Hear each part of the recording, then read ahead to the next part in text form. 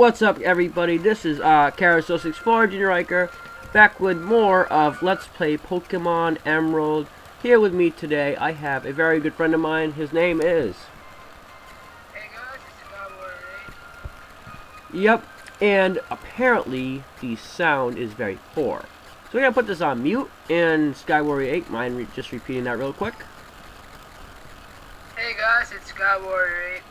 Alright, so in the last episode, we made fun of this fat guy right here a couple times, but what we really want to do is actually get the third badge, and I got some advice from Bitter4, which is a good supporter of mine.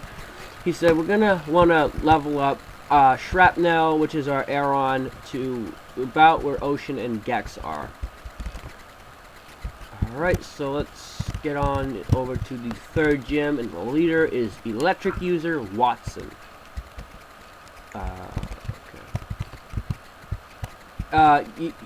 Sky, you know there's a pretty simple trick to get through this gym? Yeah. Yeah, you just saw it. I've played Emerald a lot of times before. Yeah. I think this is the only gym that you can really, like, pull a quick trick through. Because they get harder after this one. Yeah. I didn't know I had gut out right now. Let me try to poison it. Well, a lot of good that attack did me. It's working. Didn't work in my favor at all. Shrapnel use. I'm gonna try rollout, and that did very little to him. Oh wow, it did a critical hit. Oh boy. But I'm not gonna live to see the next attack, so it's pretty pointless.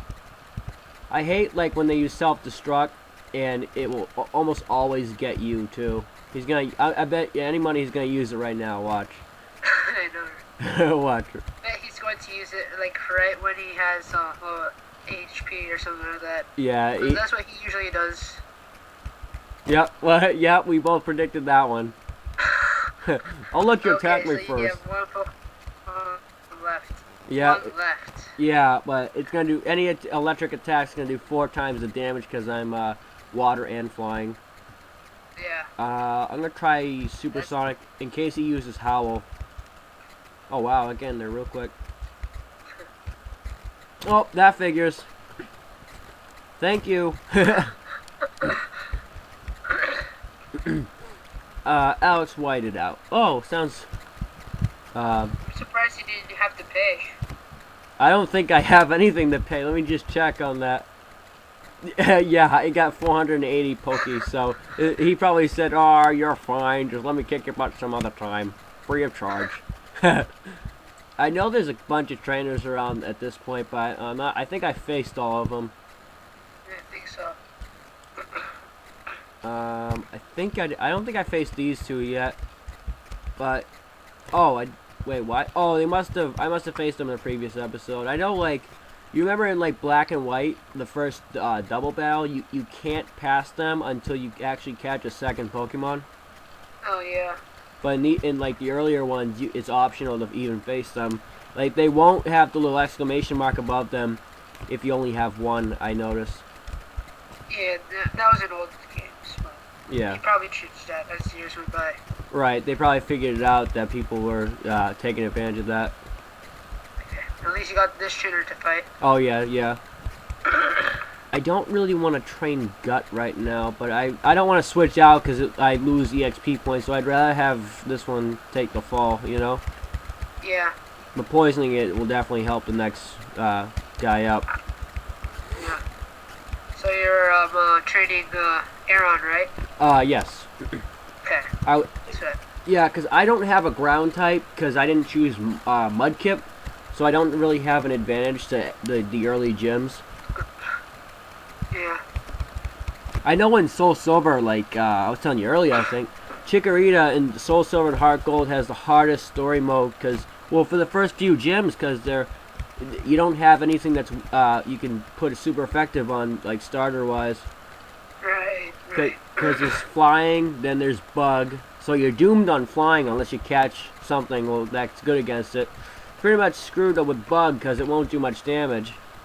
I think there was this one trick that Sugar Conroy used, like if you chose Chikorita because you wanted to, I guess he said you should like catch a Bellsprout, and on Violet City you could trade for an Onyx, which could help you against the Flying type gym. Oh wow, wow! I didn't Yeah. even know that. Yeah, it was. I knew that too. So I figured it out once he did. Right, once he showed us. And then I chose Chikorita for another playthrough by myself, and I was like, oh wow, it was not that hard at all. Yeah, I never liked in-game trades, but they always seem to have good like trade-offs, like right when you need it. That's what's good about them. Yeah. I know, and I think which one has Snow Point? Oh, Generation 4. They Yeah. have trade a Medicham for a Haunter, which is pretty good actually. But the only problem is that the Haunter always holds an Everstone. Yeah, so it can't evolve into a Gengar, when yeah. it trades.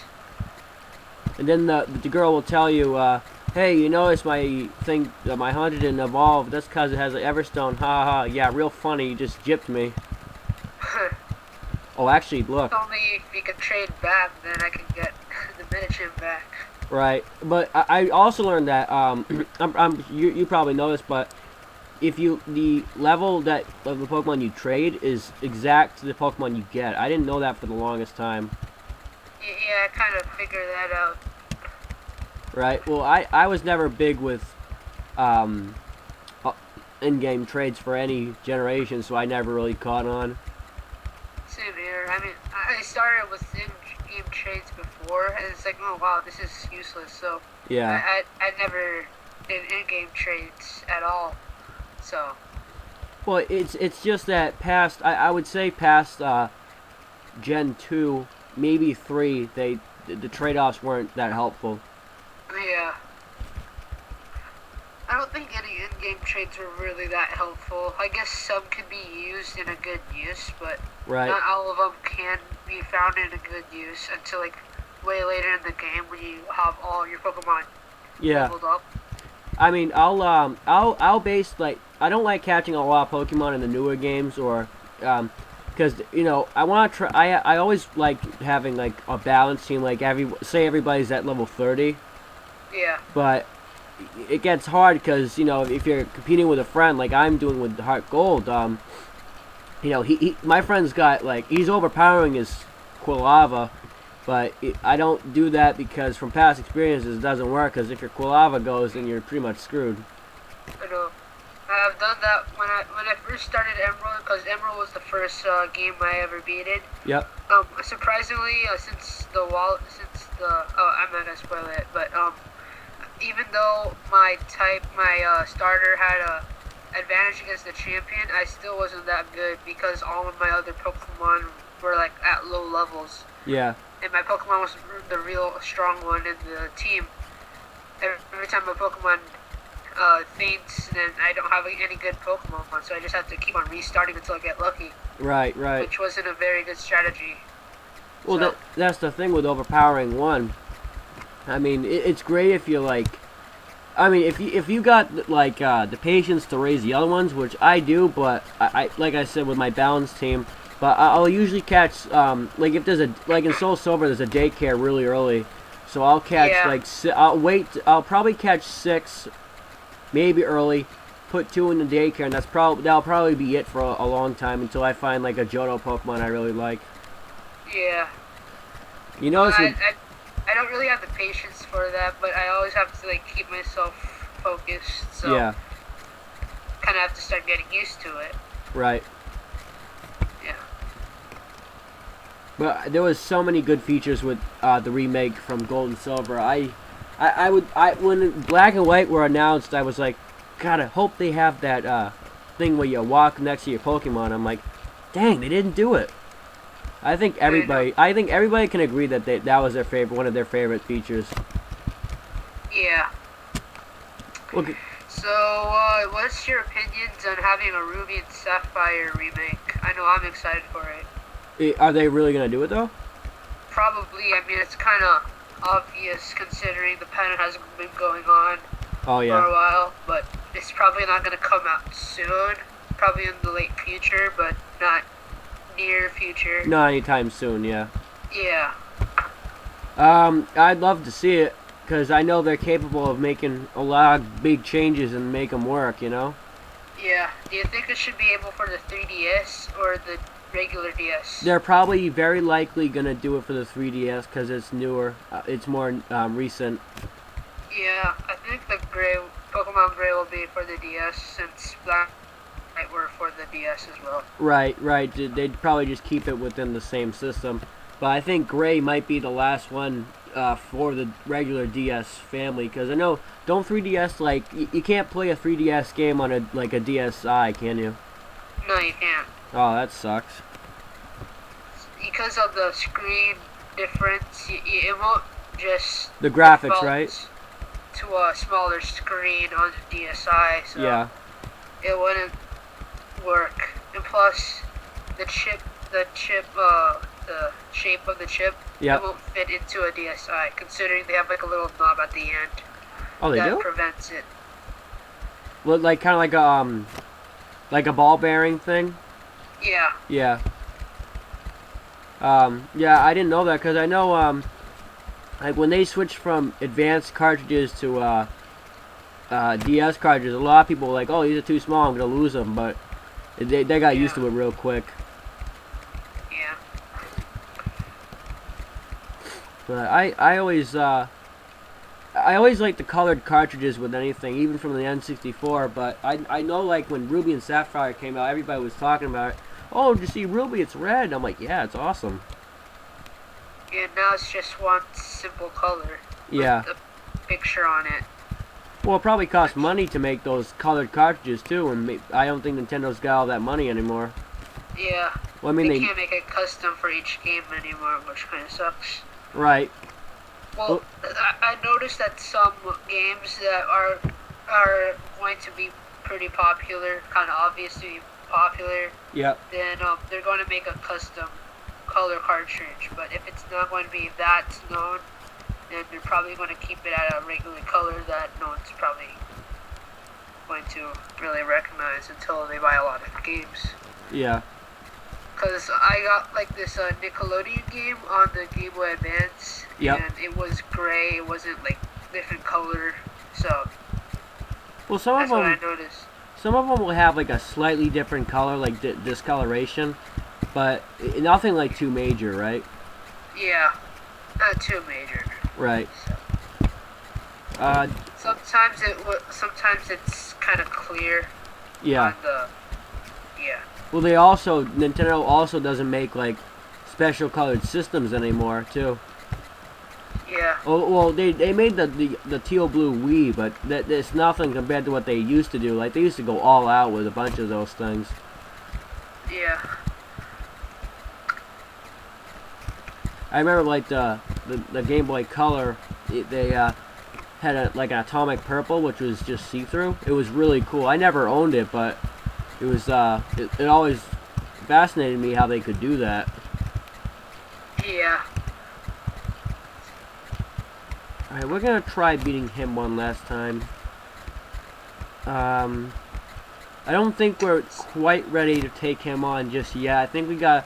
What I can do, like off-screen or maybe next episode, guys, I can probably face the two trainers on the right-hand side of the gym. I didn't face them yet. Yeah. Some of his Pokemon are kind of annoying if your Pokemon aren't that leveled up. Right. Well, electric types are I'm fast. not gonna spoil the levels for the Pokemon, but I do know some of your Pokemon aren't like... some of them are kind of under level compared to his Pokemon. Yeah. I'm not gonna spoil the levels, but I know of that for sure. Right. But Emerald will... I think Emerald has, like... It's supposed to be a heck of a lot different, but... they also make it don't they always make, like, the third one slightly more difficult? Yeah, it's a different storyline, just a little bit. There's like a twist from it. Yeah. Considering there's probably going to be a different main Pokemon. Right. Yeah. But not like red, blue, green. I mean, like, since there's no main legendary, there's not going to be a very different storyline. It's just a different Pokemon, that's all of it. Right. Yeah. I think part of my problem is I don't heal either. But Yeah. electric types are always, just about all of them are fast, so there's really no point in healing because then they get 2 hits on you instantly. Yeah. That's I've why. actually never seen a Pokemon, an electric type Pokemon that was slow, so Well, I yeah, don't think that's going to be a case for any Pokemon that's electric type. right. I mean, I think the slowest that I know of is probably Ampharos because Ampharos isn't that fast. I don't think. Yeah, it's not. It's if it was on a scale from 1 to 5, then Ampharos is 2. Right. Yeah, I was gonna give it a 3, but two seems even better because I mean, it excels in special attack. If they don't go do well in speed, they definitely do well in special attack. Yeah. Well, at least it has that. I mean, Ampharos is a good Pokemon. It's just the speed kind of lags it from actually being very, very successful Yeah. in any battle. No, well, that's like Deoxys in attack form. They said that it has the lowest defensive stat of anything. Yeah. Well, it kind of has to because it's pretty much got the highest attack. I think a Yeah. couple a couple Pokemon can exceed that with a 100 stat, but not too many. I think maybe if any, only like 2 or 3. Yeah. Whenever I always change Deoxys form, I always keep it like in normal form, or if I actually want to change it, I always use speed form, Yeah. because that barely changes anything. Right. Yeah. Well, speed doesn't have any like drawbacks with the Yeah. The attack and defense. Right. Yeah. I love there's a funny picture on Google. It's with this generation. It says like the guy from Mirage Island on Pacific Log Town. He says, "Where are you from?" And the answers you can choose for are yes and no. And the funny part of it is, it says, "Life is difficult when you have a limited vocabulary." I know, right? Yeah. I've seen that picture. I also saw this other. It's in Diamond and Pearl in Yep. Platinum. Yeah, there was there's this picture about a guy trying to face you, and he was like, "I'm going to use this magic card that my dad gave to me." And then at the bottom it says, "Bro, your dad doesn't love you." Oh, okay, Because of yeah. the magic card. Yeah, it took me a while to get it, but I got it now. Yeah. Oh, God. He gave him a magic card. Hey son, here's a magic card. Yeah, Do go great take it. things. Yeah, what the heck can I do with a magic card? Splash of doom. And even though to actually get a good move like flail or tackle, you have to wait until like level 15 or level 30 just to grab them. Oh, yeah. That's like with Caterpie evolves into Metapod, it knows Hardened and that's it. But when it's I was interested in like keep having a Butterfree like really like high level that still knows Harden. Just for, kicks, Like if you're on like Yeah. Pokemon Online, you have a Butterfree that knows Harden, people are gonna look at you like, what? Yeah. If you actually did want to get a Metapod to evolve a Butterfree, you probably want to train it from a Caterpie first. Yeah, Because then when you have a Metapod, you don't have to use Harden all the time. yeah. I mean, even though it's just a Harden, it's probably a simple move, but it's going to be really annoying if you don't have any special attacks, because your defense is going to be really high. It's not going to do anything. Oh yeah. You gotta have Bug Bite or something. Yeah. Well, guys, I think that wraps it up for this episode. Skywarrior8's channel will be featured in the description below this video. So thanks for watching, guys. Enjoy yourselves and have a good one. I am Carousel 64 Junior Riker, but of course you already knew that, along with a good friend of mine. Skywarrior8 signing out. See you guys later. Alright, guys.